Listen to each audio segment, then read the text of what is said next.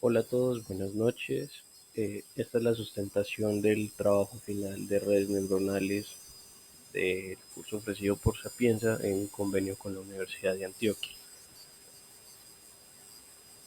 Esta es la guía como tal de la descripción del trabajo final. Acá están los puntos. También aquí está el código que debíamos utilizar para la implementación. Entonces vamos a proceder a realizar la sustentación del trabajo final. Los integrantes son Daniel Alonso Rivera Soto, Jorge Iván Manrique Pulido y mi persona Andrés Felipe Rendón Villada.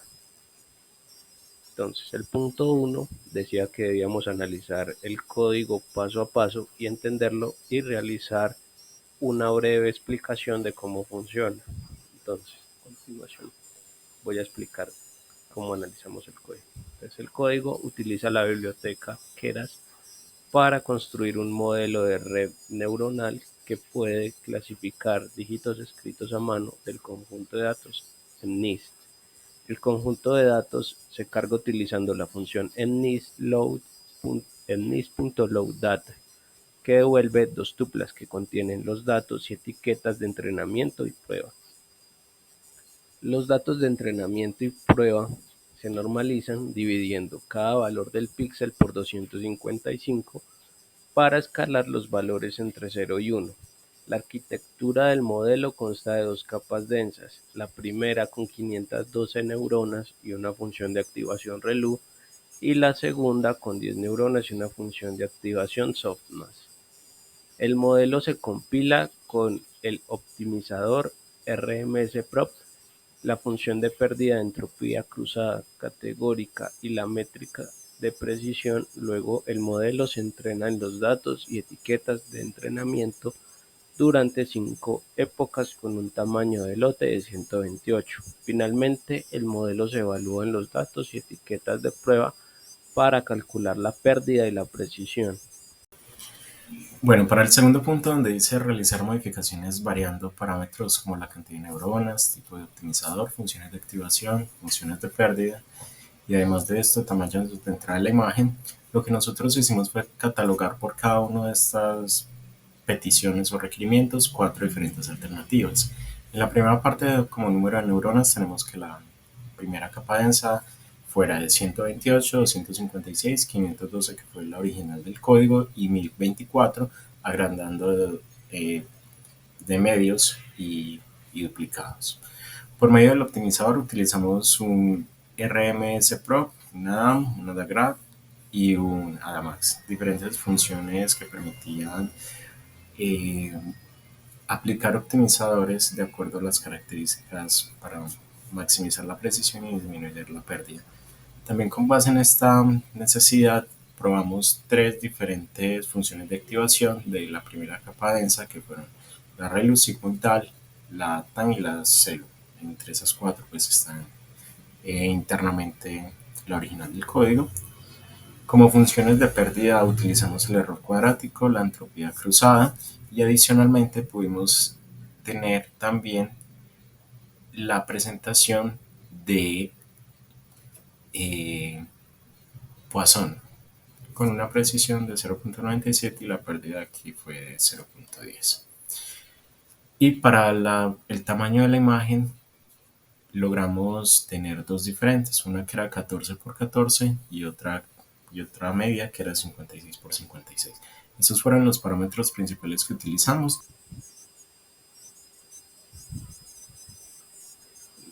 Entonces el punto 3 dice que a partir del entendimiento del código en el punto uno responda a las siguientes preguntas.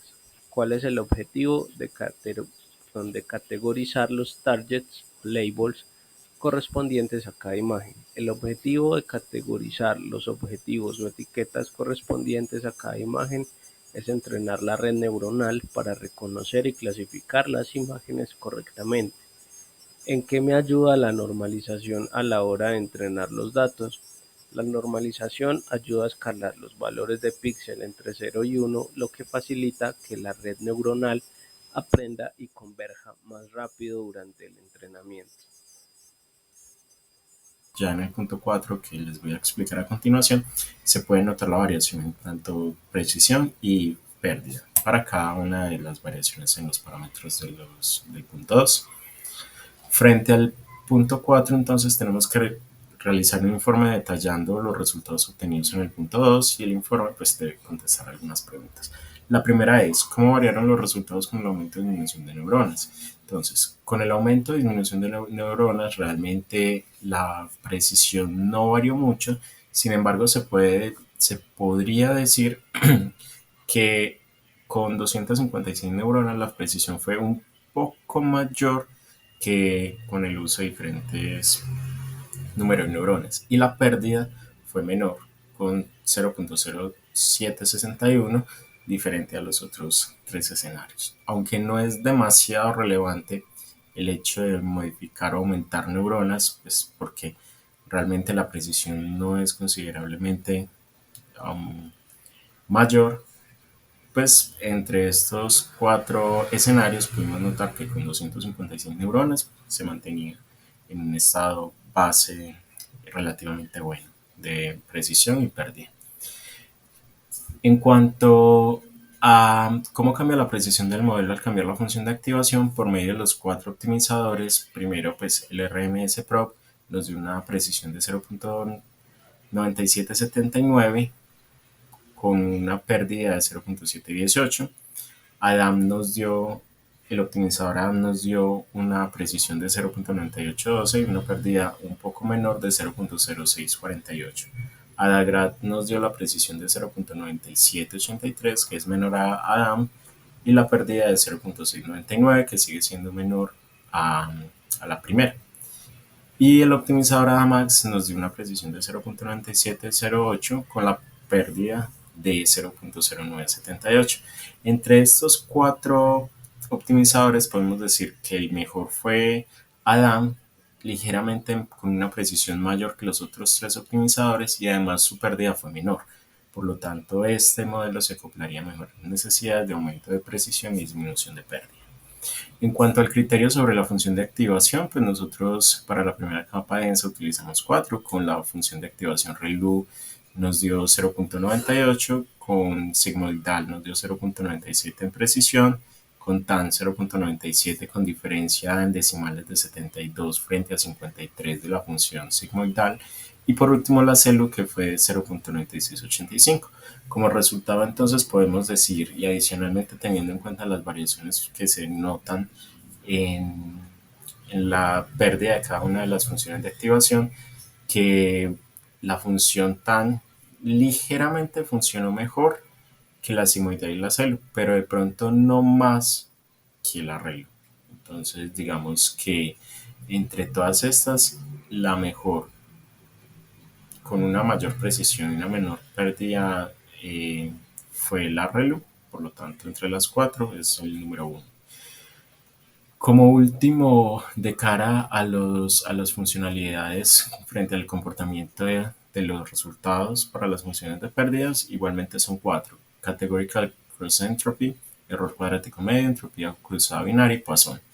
La primera con una precisión de 0.98, la segunda 0.97, la tercera 0.9772, una precisión un poco mayor, y la última de Poisson con una precisión de 0.9761, menor que la tercera, pero mayor que la segunda. Sin embargo, podemos constatar por medio de la precisión y la pérdida que la mejor función de pérdida es la Categorical Cross Entropy. Los resultados entonces muestran que realmente esta pérdida cruzada binaria, que fue la tercera, funcionó ligeramente mejor que la función de pérdida cuadrado medio de Poisson, pero no pudo superar o no pudo ser mejor que la propuesta como nivel 1, que fue Categorical Cross Entropy.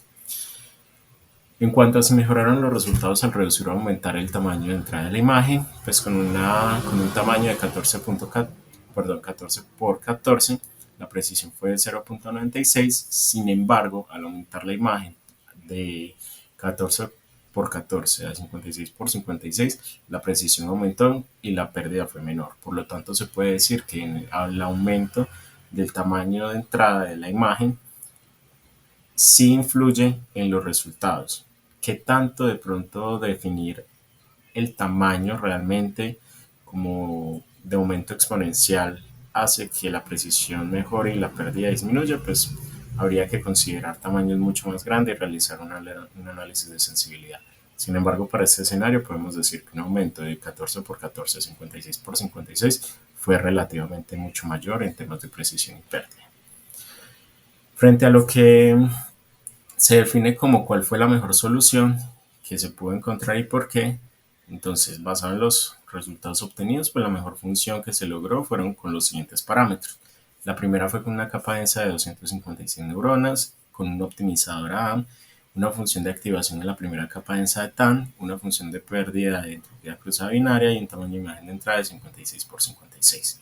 La precisión fue entonces de 0.98 y la pérdida fue de 0.06, una precisión bastante alta considerando los escenarios propuestos en anteriores puntos y una pérdida considerablemente baja. En conclusión sobre cuándo utilizar optimizadores, funciones de pérdida y funciones de activación, pues de cara a los optimizadores para nuestro ejercicio dan función mejor que Adagrad y Amax en este caso, pero la elección del optimizador depende del problema y del conjunto de datos específicos. Digamos que no se puede generalizar porque cada uno de los problemas es diferente y de pronto los datos de origen o entrada se pueden comportar diferente que una u otra eh, herramienta de optimización puede mejorar la precisión y disminuir la pérdida.